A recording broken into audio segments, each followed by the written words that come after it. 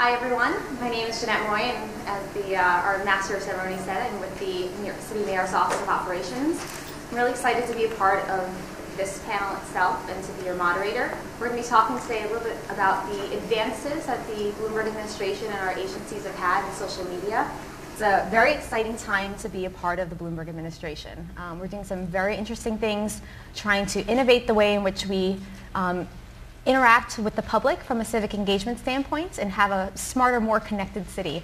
So it's a great time. This is a wonderful panel, and we're going to be sharing some of the innovative programs and talking about some of the things that are to come. Now, I think what's really neat about this is that there are a lot of innovative mediums that have been coming together here, whether it's from an economic development standpoint, a technology perspective, or communications platform. We're starting to move into areas of social media that the private sector has been pioneering, and government is really interested in having more of these two-way dialogues with the public.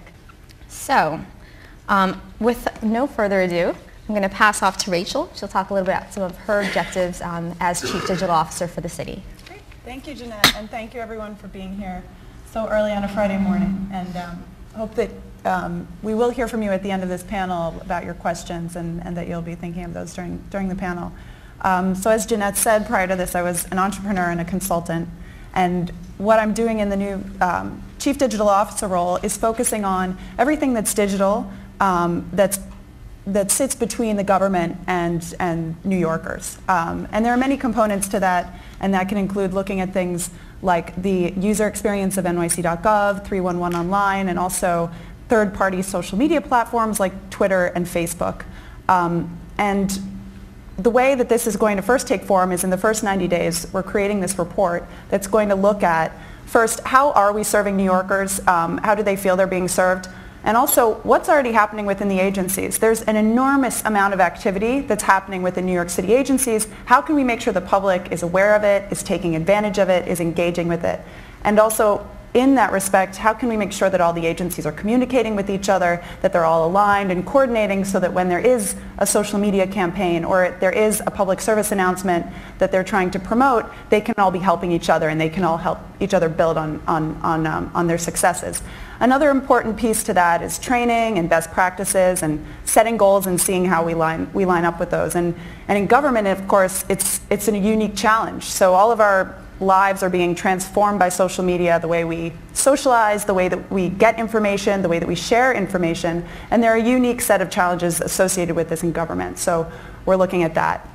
And another piece that is going to be applied to the findings of this report, which is really about, first of all, celebrating and looking at the achievements that have happened thus far, because in the first 3 weeks, it's been amazing to see the innovation that's happening, to see the social media managers who are teaching themselves how to code and teaching themselves languages and learning and adopting new platforms because they see applicable uses within their agencies. So looking at those possible solutions and also building on that and looking at what are public-private partnerships that we could engage with, whether it's startups or large technology companies or developers who are interested in creating applications that build on the city's open data that some of my fellow panelists will be talking about. So how can we strengthen that relationship and make sure that we are open and available and ready to work with those partners and help to create a more engaging, better customer service experience online? And the end goal, of course, is that we will be saving the city money. We'll be saving taxpayer dollars by creating these efficient systems and these efficient platforms, and also working with partners who see the value of a great opportunity to show their commitment to working with the city. Thanks, Rachel. Carole? Good morning. Thank you, Jeanette.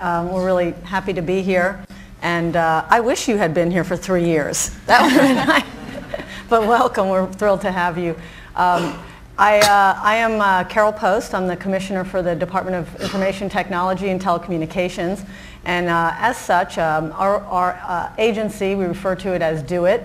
We are the IT agency for New York City. And in that role, we essentially power all of New York City's IT infrastructure, which is an enormous role, an enormous task. We refer to it often as sort of keeping the lights on, and that in itself is a huge undertaking. But much of what we've worked on in the last couple of years and will definitely be focusing on in the future is as much about keeping the lights on as innovating and modernizing how the city operates and how it uses technology to really deliver city services and engage its constituents. So I think our focus, and what I wanted to highlight for today's discussion, were really three things that we're focusing on that are key to, we think, the future for the IT element of New York City. And the first is really fostering and encouraging the use of social media. And we have kind of a wide array of skill sets and comfort level within the New York City agencies with social media. I think Diana, my colleague, will be sort of flipping through some visuals behind me where you can see some city agencies are quite active in using these tools and really engaging their customers. But it's a little few and far between, and we really want to make sure that all of our government entities are comfortable with these tools. This really is sort of the future in the way that citizens all around the globe will be interacting with their government. So we feel like we want to be able to facilitate and encourage that. We've set up a group within our agency to encourage agencies to build these sites, to help them build these sites, to seed the communications a little bit, and along with Jeanette and some folks at the mayor's office, sort of fostering a mentorship relationship so that our city agencies can get comfortable with responsible social media and sort of keep pace with it. The second thing that we're working on is to really evolve the way that city agencies interact with their customers and how they deliver their services. And I think the best example of that is 311. It's the most popular channel for people to engage with New York City. And it's been a phone channel since its inception. It's great, it works well, but it's not always the way that people are communicating today. So in the past couple of years, we converted all of the telephone, the information you'd receive by calling 311 onto 311 online. Pretty easy conversion there, but now you have 311 online where you can find all of the information and lodge complaints electronically. We then evolved it into the 311 mobile app, so you can now download it on your iPhone. We're in construction to have it on Droid phones as well, and ultimately sort of all of the platforms that might be out there. But again, sort of trying to keep pace with the way that our customers would engage with us. The next edition of this would be something like text messaging. So rather than having to call or even go online, or use your mobile phone, you just text your complaint or your question and you would get a response right back via text message. These are things that are sort of in construction down the horizon, but the notion is to keep pace and use those tools where we're already delivering city services, but modernize them through channels that are more, that are sort of keeping up with the way that constituents want to engage with the government. One other example, which is really recent, was the addition of our snow update. So we had, of course, all these snowstorms that were occurring, and it was really vital for people to get information quickly about school closings and traffic conditions and parking rules and those kinds of things. So we very quickly put up a snow update site. It's great. It was a nice resource to be able to quickly get information, but I think what was most important about it, and a little bit of a step forward for the city, was it enabled visitors to the site to post comments, to upload photographs, and place push pins on a map that identified where really egregious conditions might exist in their neighborhoods. And it was as much about informing the city about what was going on, because we can't be everywhere all the time. So that was helpful, but it was also about creating this sort of community of conversation around what was going on with snow. So we were excited to be able to sort of have that available to the citizens, and that's the kind of thing we would want to do more of. And I think the last point that we're focusing on is this notion of open data, and the idea that the city and our city agencies are very rich with data and information and sources of information we haven't always made it very easily available and readily available. So in the past couple of years, we developed the New York City DataMine. It currently houses more than 300 data sets that can be used both for information purposes, but more importantly, we think, to sort of collectively pull data and information together, mash it up, and make these really interesting outcomes out of it in applications, which my colleagues will speak about. So that kind of lays the groundwork for what we want to do to get to advance our agency, help foster these kinds of things around the city, and make the city more of a engaged with its citizens in a two-way conversation and not just a passive entity that provides the services. Thank you, Carole. Seth? Great. Thank you very much for coming this morning.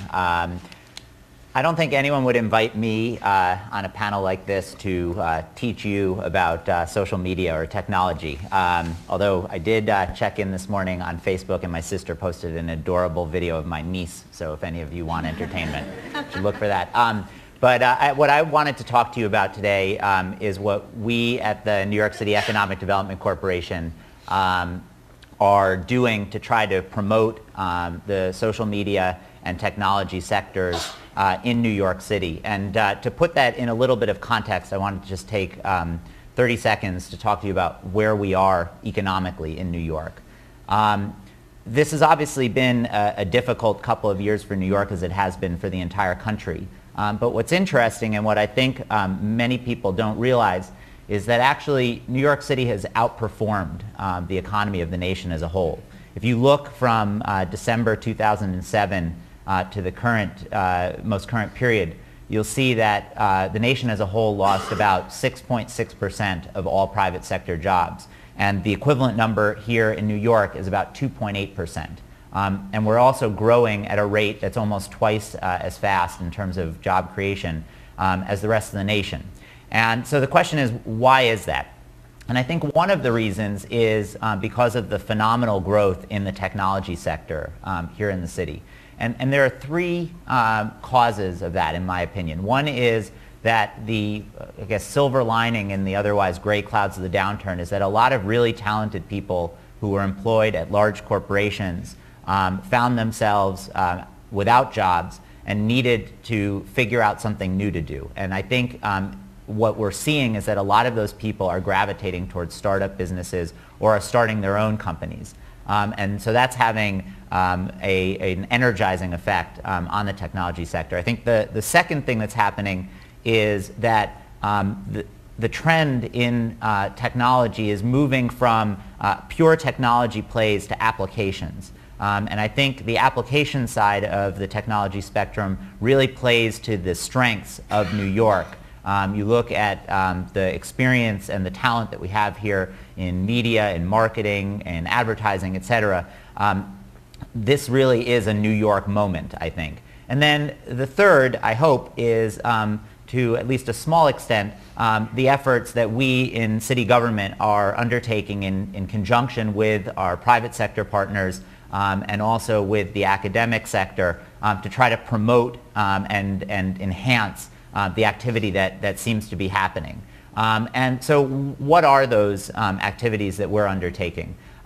We have a three-part strategy to try to transform the city's economy. The first part is to try to work with legacy industries that are traditionally the industries in which New York has been dominant, and to help them to shift from 20th century business models to 21st century business models.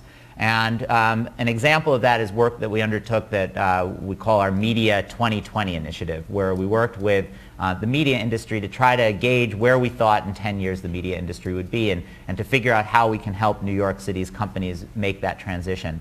And a couple of initiatives that came out of that are, one, something that we call our Big Apps competition, which Carole alluded to, which is a competition where we've made 350 or so data sets from various New York City agencies. I think there are 40 New York City agencies available to applications developers. And we've said to them, do what you will with them.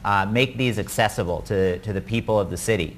And it really is a win-win-win for everyone. It's a win for the startup community because it's a rich mine for them to access and for them to exploit for commercial purposes.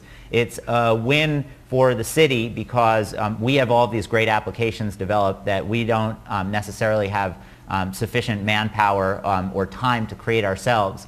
And 3, it's a win for the people of the city whose data this actually is, because it gives them access to all this information that otherwise they would have no access to. And we just received this year's app proposals. They're really exciting, and voting is open until the 9th of March for the People's Choice Award in that competition. And if you go to the website NYCBigApps.com, you can vote there and see the apps.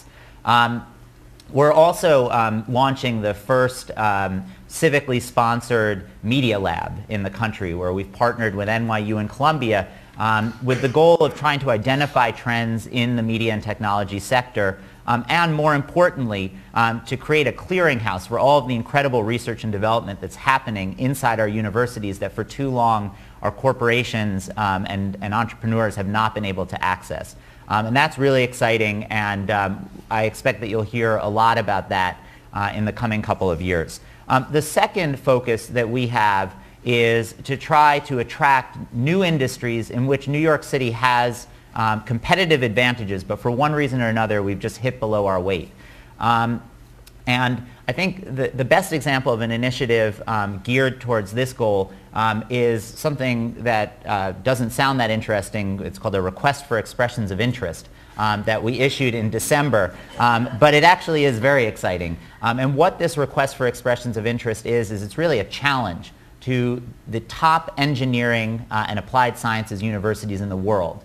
And what we've said to them is that we in city government are ready to invest significant resources if you either expand your presence in New York City if you're already here, or bring something new and significant to New York City to dramatically increase the amount of applied science research and development that takes place here. And we had an information session just 2 days ago here in the city, and we had representatives from universities all over the world who have expressed an interest in participating. The responses are due on March 16th, so we'll have a much better idea as to who is participating and who's not. But suffice it to say that the universities that were here were names that you know, and I think would really make a big difference in the research and development that takes place here and in the talent base that's here, because we're very lucky in the city to have some excellent engineering schools and excellent research and development that's already taking place here. But given the size of our economy, we know we can do more. And then the last area that we're focused on is just generally on entrepreneurship, because we believe that government does a really bad job of picking winners and losers. And that often when we think we're chasing the next big thing, what we're actually doing is chasing the last big thing. So we think that the best way for us to ensure that the next big thing happens here in New York is to put the tools in the hands of our smart and talented workforce.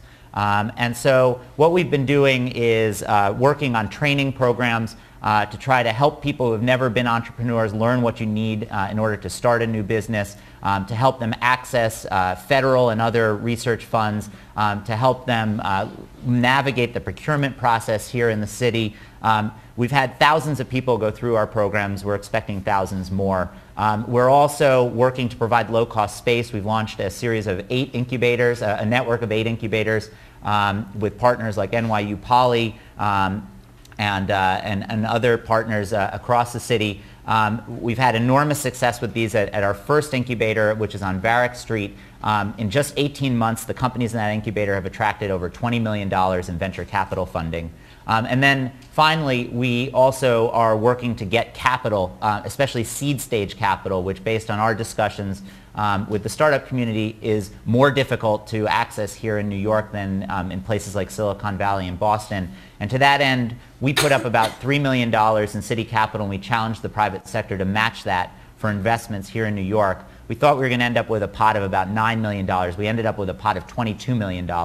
And we're partnered with Firstmark Capital, which is a great venture capital firm. We've made 2 investments already, and we're looking to make more investments in the coming year. So there's a lot that's going on, and the good news is that it's manifesting itself in the statistics. And if I could just close with 2 interesting facts, which probably all of you know, but I thought they're particularly interesting. In December of 2010, for the first time, New York outperformed Boston in venture capital funding for internet startups, which I think is great news for New York.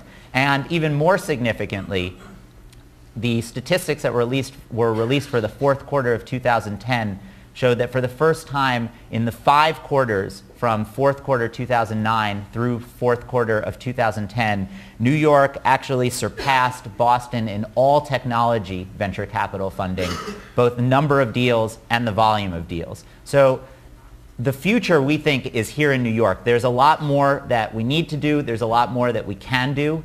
But the momentum is behind us, and the key for us in the Bloomberg administration is to seize upon that momentum, both in the work that we're doing internally and also to ensure, more importantly, that the private sector is doing that work here in the 5 boroughs. Thank you. Now, we would like to open it up to question and answers. We're going to have 2 ushers that are going to be in the rows, and you can go up and ask a couple of questions.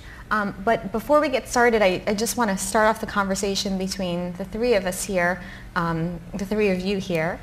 And it's interesting because one of the programs that seem to link all of your various efforts from a technology, economic development, and media and digital strategy perspective really comes down to EDC's Big Apps program, because that really started it all. And it's interesting to think about how we foster this digital community and foster its growth for the city's future, and this push from a city perspective to obtain and push out information through mobile applications and other innovative things that may come down the road. Rachel, when you think about your digital strategy and when you think about what the community itself is interested in doing with the city, how can startups and developers engage with these new programs and these efforts to get mobile applications or to do any level of digital work with the city? Sure. So there's probably 2 big aspects to that question. The first one, to speak to NYC Big Apps, which has been a phenomenal success already in its 2nd year, developing applications that New Yorkers use, is one thing that I'll be trying to support is to help to cultivate that level of engagement and that kind of participation and use of our city's open data year-round, and continue to have that be a constant resource that startups and developers are using to create applications. From a private sector perspective, it's actually very valuable information. That could be something that would be a cost, for instance, to a private company. And it creates an opportunity to build applications that serve a really incredible market, New York City. So there's an opportunity there, and of course the city benefits and taxpayers benefit because it's at no cost to taxpayers, and it also provides value and things that we're looking to do. So I would encourage developers to engage with that data and also to give feedback. How can we make sure that it's in a format that's accessible, that we're serving their needs, and how can we work together, because our interests are really aligned. And then from a private sector perspective, I think there are a range of ways that startups or larger technology companies can get involved. There are the traditional partnerships that the city has seen, and in which there's a technology partner who's helping to create a new program, but there are also opportunities where a startup or a technology partner could be helping to build tools for the city, and this would be a great opportunity for them to really show their support of New York City. And I think there are also opportunities to bring some of that private sector training and best practices into the city, so perhaps doing sort of opportunities where city agencies can be learning, whether it's sort of informal training or mentoring. I think there could be a lot of interest there. But we're also just looking to hear from the ideas that the private sector has and that businesses have about what they would like to be doing. And if I can just jump in Big Apps, I think is a good example, but it's the sort of thing that I think is limited in scope as important as it is relative to another opportunity that I think the city presents. And by the way, if I didn't mention it on Big Apps, Carole and DoITT have been incredible partners on this, and we could not have have achieved what we've achieved as an administration with that competition without the great work of DoITT. But the other opportunity that I think is presented by the city is that we're also an enormous consumer of services. And as we start to think about our digital strategy, we are going to be contracting probably in very large sums over time with the private sector. And one of the things that I think has been really tricky in dealing with the city in the past is that contracting with the city is not like contracting with most other partners. The process can be opaque, it can be time-consuming, it can be bureaucratic. And one of the things that we've worked on with DoITT and with other agencies as well is trying to make the whole process A, easier, and B, to the extent that laws don't allow us to make it easier, at least less mysterious. And I think that's a very important part of what we can do, is work with the startup community to explain how small businesses can take advantage of the opportunities that the city is presenting, so that it's not just contracting with the same large providers over and over and over again. And to add to that, that notion of, and we really did learn this from Big Apps, is there is an enormous community that is very skilled and willing to engage in this sort of partnership, if you will, from a competition side, which is great. It's sort of, at no cost to the taxpayers. But there certainly are many engagements where we have budgeted dollars to spend to build tools to help us deliver services, inspectors doing restaurant inspections, those kinds of things, and to be able to tap into the same community that kind of had fun with the competition, but on an economic basis, on a business basis. We are exploring and will be having that notion of kind of streamlining our own process to be able to have a community of qualified application developers. It would be in our interest to have it be New York City based, but and be able to just sort of have a rotating selection of applications to be able to work on and feed those back into the city with some, there's compensation to be had for it. Carole, focusing in on smartphones and mobile applications, because certainly they're saying that the growth of smartphones are going to bypass regular cell phones very quickly. As more and more agencies want to develop mobile applications and want to get into this area to push out information, what's the technology strategy going to be for the city to meet that need? Well, it is a challenge. We have 45 plus sort of individually operating agencies, all of whom we hope are seeking to be innovative and modernize the way they do business.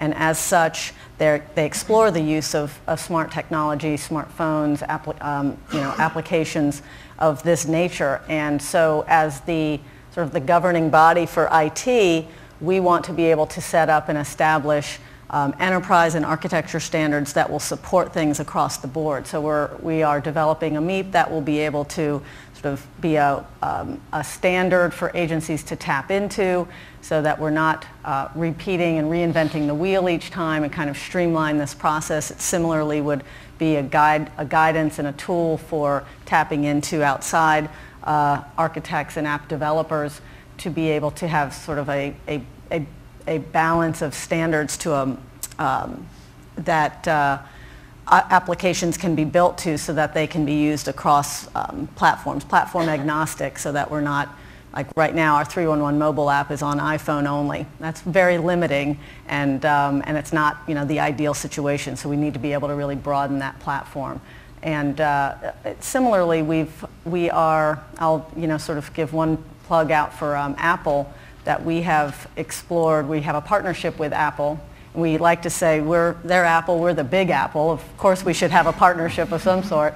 But they've been a great partner in coming to us when the iPad came out. It's a great innovative tool, and we quickly saw a lot of opportunity for using it for our mobile workforce. Talk about inspectors, caseworkers, folks who are out in the field, and a laptop is fine, or a PDA is fine, but the idea of a tablet device, sort of blending those tools together. So Apple has actually donated a number of iPads to us to sort of try before you buy, and we're testing them out, and we're seeing how they work with our mobile workforce, how durable are they, how do the tools work. But more importantly is they've provided the expertise. They've had their developers come in and sit with our developers and talk about how to develop apps for the tool, and sort of have that knowledge sharing, which is really interesting. So I think that the theme there is we can't do everything on our own. We really do support and encourage these partnerships, and we think that that's sort of the best use of taxpayer dollars really is to get as much as you can out of these partnerships. Great. And I'll just point out again our ushers in the back, if you just want to quickly raise your hand. So if anyone has questions, again, please feel free to queue up, if it's all right. Why don't you walk over to them? I think this gentleman over here with the plaid shirt. Oh, and then the gentleman with the plaid shirt. I'm not a gentleman. Then afterwards, the gentleman with the plaid shirt. But I try to be, but I was interested in increasing ways the city might be integrating text messaging, which will be more broadly available to everyone. that's a great question. And Carole, actually, I think you were talking a little bit about text messaging 311. Yeah, it's one of the things we're exploring. It's on the horizon for 311 when I spoke about kind of the evolution from the phone channel to the online channel to the mobile phone. We think the next sort of most useful method is to be able to text message complaints or inquiries into 311 and receive a response back. So that's something that's in the works. Complaints, inquiries, or compliments? Yes, we'll take compliments as well. Absolutely. Right. And also the city is doing great things, for instance, with Notify NYC, which puts out alerts to a large number of people through text message, which is, it's accessible to the broadest possible section of mobile phone users. And then I think this gentleman over here. Good morning. Good morning. My name is Josh Folk. I'm with OVS, and I have a comment and a question. The comment is to give you guys kudos because I probably spend too much time working with state agencies as well as federal on how they can use technology for open government and transparency. And I think where a lot of them fail is they are looking at it from a perspective of this is cool and we need to do it. But what you guys are doing is you're tying it into larger civic and institutional goals. And you're realizing that open government and technology can help create jobs. It can help build economies. It can help, reduce CO2, things like that. So kudos to you guys because I think that's how you do it. And I think that's why, from what I see, you guys are in the driver's seat to sort of be the leader for other states and cities to follow. My question is, we've talked about all the good things, but what are some of the challenges that you guys are facing this early on? And as an entrepreneur or a small company, big company, how can the corporate world help out with some of those challenges, thinking 1 to 2 years out? That's a great question. Seth, do you think we can start off with you as an answer? Yeah, I think the biggest challenge for us is really getting things to scale. We've spent a lot of time in the last several years talking to entrepreneurs, trying to understand from them where the gaps in the marketplace were, and launching pilot programs to see what works and what doesn't work. And not surprisingly, some of those pilot programs turn out not to be as good as we thought they were going to be, and then some of them turn out to be quite successful. And in an economy of the size of New York's, to get from a pilot program to something that's really going to move the needle is very difficult. We have limited resources. The partners that we've had who have been fabulous are sometimes working with us, part-time while they have day jobs that really occupy more than their full hours during the day. And so figuring out how to navigate that and to make sure that the things that work not only continue to work well, but work in a way where they're going to be able to help as many people as possible has not always been easy. I think that we're starting to figure out how to do that. We're tapping funding from the private sector as city, state, and federal budgets get cut.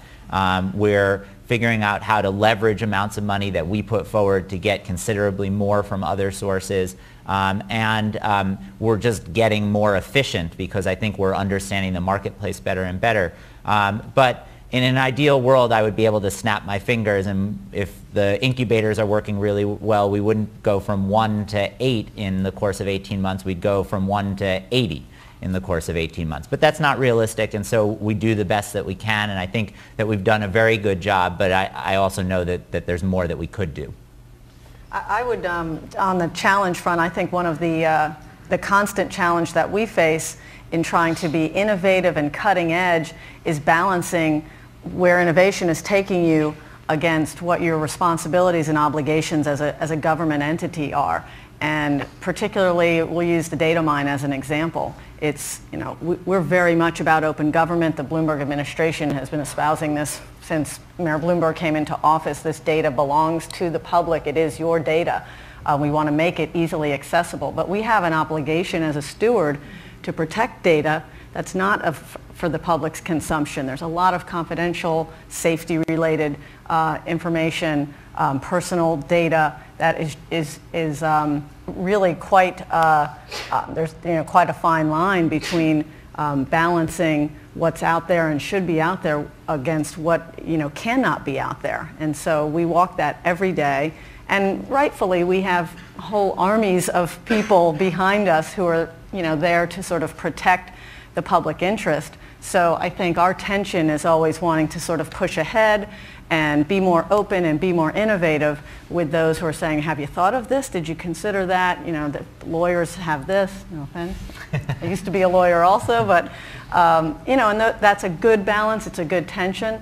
But it's a constant challenge to make sure that you're respecting your obligations while innovating at the same time. And just to add to that, from a different perspective, governments are very complex. There are a lot of different agencies, and something that I've been hearing from many of the social media managers, for instance, is there's a real desire for greater coordination internally so they can all support each other, so that they can all make sure they're on the same page. So I do think that's actually an opportunity, because thankfully a lot of these digital technologies are built to enable that kind of coordination and collaboration, but it's certainly a challenge. The gentleman here in the blue, and then the gentleman in the back with the glasses. Good morning. Gene Rushinoff with the New York Public Interest Research Group. And it's a very fascinating presentation. I'd like to ask about DataMine. I'm curious about how you get the databases for DataMine, whether it's the agencies themselves volunteer it, or whether you survey the agencies, and whether you talk to stakeholders about what they think the agency has or should have. It's all of the above. It's a combination of data that has been available for many years, but being collected into this repository where it's much more easily accessible and publishable, and then layering on top of that efforts through my office and with Seth's office, and really it was very much a team effort through the mayor's office as well, to sort of peel back and open, knock on a lot of doors and say, give us more.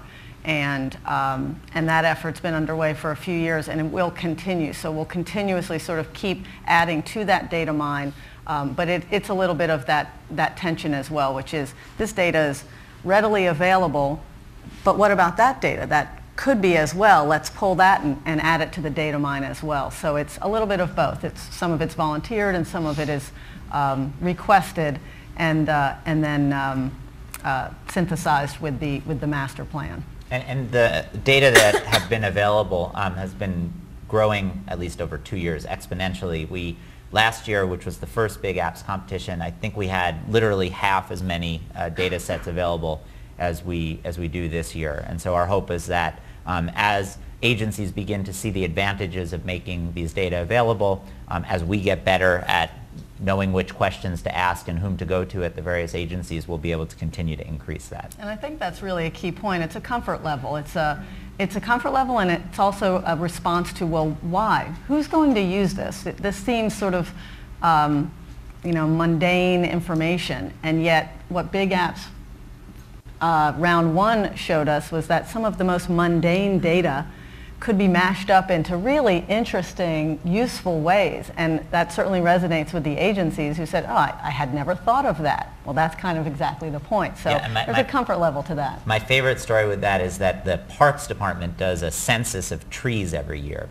And that information was provided, and I thought when I looked at that, well, who's going to care about this tree census? And there was a great app that was developed where no matter where you're standing, the app will tell you what the tree in front of you, how old it is, what kind of tree it is. I mean, it's amazing the amount of information that you can get about these trees. And it's a very popular app. Very. Yeah. So who knew? Just to continue on that thread, what's the culture change been like from an agency? And I think directing mostly to Carole and also to Rachel, imagine as you start to push out this data, it changes the mindset a bit. Have you seen that evolve over the past 2 years? Yeah, I think that's the point. When you start and you have the initial conversations, there is a hesitation, there can be a reluctance, but it's we haven't done this before, and to what end is this? And it's also, there's a workload involved. People are doing their day jobs, and now we're adding sort of more work to them without in their minds often a clear sense of why. And the example of the tree app is a great one because that data was available, we made it available. It's now a very popular app, and I think that starts to evolve the cultural sense of, yeah, this data can be used in really interesting and unique ways. And I think one of the reasons we're really grateful that Rachel is here and wish she had been here for 3 years was we struggle a little bit with tying all of this together and getting that message out amongst our agencies. We're a very large, complex city, and so while we have these pockets of success, we want to do this on a larger scale. And really Rachel's role will be to sort of elevate that message and ensure that resonates and that we are operating on a much larger scale to do the things that on a pocket, are occurring within these pockets successfully. And I think, obviously I've just started, so I can't really speak to the culture change that has occurred, but I think this speaks to the importance of really encouraging innovation around these tools, because when you're first in the concept stage, it can seem so abstract. But once you have a concrete tool or a concrete product, and agencies and governments can start to see the actual utility, it becomes much clearer. So it's about creating, helping to enable these success stories, and then helping that to lead the way for more innovation. I'm going to give us a bit of a time check. While we have 2 hours, we're actually going to end a little bit early, likely, so we'll probably have about 15 more minutes of conversation. Other questions? The woman right here with the black sweater, and then up in front with the glasses. Mm-hmm. Hi. Hi. So New York City is leading edge in using social media and opening up data for developers or the public to access, but are there any other agencies or cities that you've looked to for examples? Well, our DataMine was modeled off the federal government, actually. It was Apps for Democracy or was it DC? DC. It was the federal one. Yeah, and so we'd love to be first, but we weren't. We actually modeled this off of an example done through the federal government, and they're, despite somewhat maybe the reputation, the federal government is actually quite cutting edge and quite innovative around open data. There's been a lot of mandates around it, in fact, which we want to kind of follow suit on.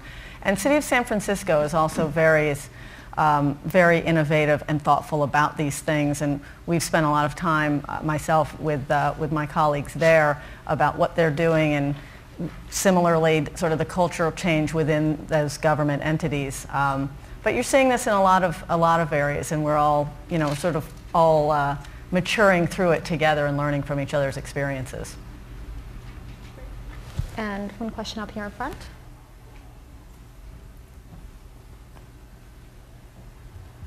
Hey there, my name is Jill. I'm a reporter with DNA Info. I just wanted to ask Rachel, I mean, are there any specific ideas, specific applications that you've just started, but that you envision the city being able to provide? And also, the mayor kind of offhandedly mentioned the idea of a New York City Facebook. Just wondering if that's something that's actually a possible reality. So first, in terms of specific ideas, I mean, I think the first step is really listening right now for me. So coming up to speed with the city agencies to find all the things they're already doing, not reinventing the wheel, and seeing opportunities where we can sort of do more with less and leverage what's already there. And also listening to the public. What are the needs that New Yorkers are expressing? And there are a number of a number of things that we can do. This will all be part of the 90-day report, so you can look forward to that to hear more about specific ideas. And yes, I mean, as you said, there is interest absolutely in the city in working with Facebook, and they're interested as well. And it's a great opportunity on both sides, and we're exploring what that could look like. There was a question up here front.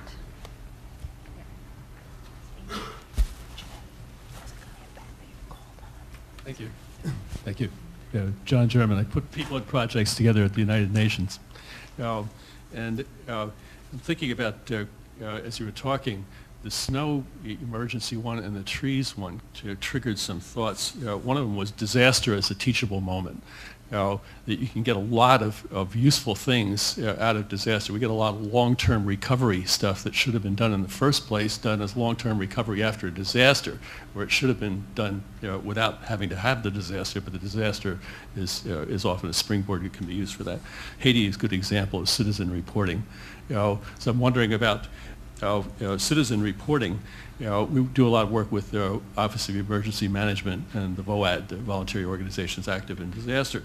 And I'm looking at things like the bicycle controversy currently about lots of violations of all sorts of rules, and that's tailor-made for citizen reporting. The thing that's bothering me about this, and the question is about the two-edged sword of citizen reporting. It's like a Broadway show. You can't open the curtain until you're ready. You can't do rewrites after the curtain opens. So how do you avoid, when you invite citizen reporting, the frustration that characterizes so many of the interactions that people have with city government? I mean, look at any of the free newspapers in the plastic boxes on the street corners, and you will see letter after letter about, I've been calling this department for, X number of times or X number of years, and nobody does anything. How do you get the action component so that there will be gratification that somebody actually did something and the cake came out of the oven? Thank you. Now, I know you came out of Ground Report, and I know you've also been here for just 3 weeks, but maybe a couple of thoughts on balancing those past lives and this current life. Absolutely. And there are an enormous number of challenges with citizen reporting, user-generated content, crowdsourcing, whatever you want to call it, because it's, first of all, you're opening up the floodgates. So this sort of tone and the quality of the kind of information and feedback you're going to get is varied. And in order to use that in a useful way that helps the city do its job better is a challenge. But I think that in some of the examples you mentioned, the city is already doing things. For instance, the 311 iPhone app, you can take a picture of a pothole, you can upload it. You can also geomap what you've observed in a snowstorm on the snow update page, so that there are opportunities there. And then looking forward, there are other opportunities to essentially help the city do its job better by getting this information. So it's a question of how can we use this in an effective way, and the interest is really sincere. It's not just we're using this tool for the sake of using it, but we're saying how can we use this information and sort of be all in this together, because you have these tools that help us do our job better. How can we see where there's the greatest possible need and harness all of these tools in whether it's on nyc.gov, our own sites, but also taking advantage of the vast amount of information and interaction that's happening on social media platforms and external sites. And I'll add to that two things. One is, crowdsourcing, we're getting there. We're there in some respects. It's a place we need to go, and we will go. We actually have a couple of pilots going on internal to the city, and we have a huge workforce with filled with rich ideas and innovations and thoughtful opinions that sometimes goes untapped itself. So we're kind of experimenting how we can just crowdsource within ourselves. There's also an idea market that was launched a month or so ago that Diana, can we hop on that? That on nyc.gov that was open to the public. Send us your ideas. Not really novel, but we hadn't done it before. And other than 311, how else would you convey, I have either an interesting idea, maybe a compliment as well, but have you thought about this? And I think the idea market's intended to say, how can we operate more efficiently? How can we save money? You New Yorkers, any fresh ideas out there that we haven't thought of? So those things are, some of them exist and more are on the way. But I think the second point and the challenge really is that tension around how do you remain effective as a city and yet engage your citizenry, because once you open it, you now do have the floodgates. You do sort of have your day job that you have to keep the lights on. You have to, all of these city agencies that have to continue to operate and yet be as responsive as you can. And I think maybe the best example is, and keep coming back to 311, 311 is kind of a one-to-one. You see a pothole, you call or you mobile phone it, and we register it, and we know it's a pothole, and presumably the transportation will come and fill the pothole.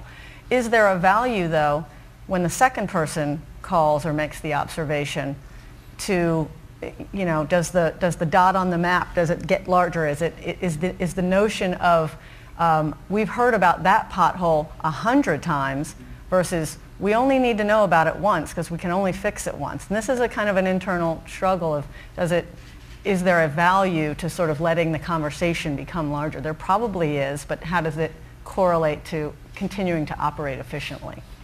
And we have an opportunity for one last question. This gentleman in the back. Thank you. Thank you. Tom Lowenhaupt. I'm the director of Connecting.NYC. We're a not-for-profit advocating for the development of the .NYC TopLevel Domain as a public interest resource. .NYC is like .com, .org, but will be just used for New York City. And the city took RFPs in December of 2009, and they asked for two models. One, a standard model, which would be run like a .com or a .net, and a community model, which we advocated for, that would be more publicly engaged, that the public would participate in the decision-making process. At least that was what we said. Have you decided whether it's going to be a standard model or a community model? And if a community model, or in either case actually, what about the neighborhood names? How are they going to be distributed? And how can we all get involved with the process? I've never worked on it. How convenient. The decision remains open at this point. There's been a lot of discussion about the pros and cons of both of those options. And in terms of how that will actually play out, also remains sort of in flight as the TLD has not been registered yet. The entity that, the governing body that presides over that has not issued a sort of final ink on the fact that the .NYC is sort of now in effect. So all of that remains in flight. Rachel, can Rachel possibly come up with a method for the public to get engaged in the process? I'm still coming up to speed on the status of this, but we'll absolutely hope to engage the public as much as we can. Ask about council webcasting.